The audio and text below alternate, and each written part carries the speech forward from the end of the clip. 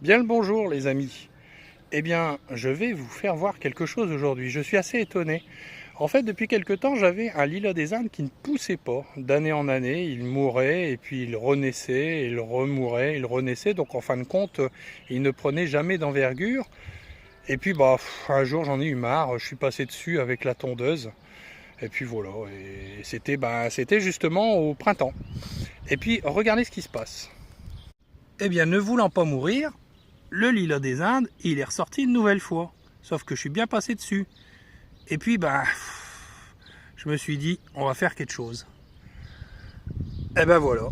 En fin de compte, je viens de remplir 2 terreaux avec de la pelouse en dessous pour que ça fasse un compost, ainsi qu'un mélange avec de la terre de jardin. Donc un container avec des trous en dessous. Et puis nos chers amis les petites pousses de lilas des Indes, on va les déterrer et les mettre en container, puis on verra ce que ça donne.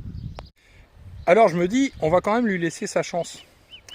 Faut dire que c'était un plan que j'avais acheté par correspondance, chose que je ne ferai plus jamais. Ça m'avait quand même coûté 40 €. J'ai reçu un truc qui était minuscule. Et puis jamais rien qui en est ressorti.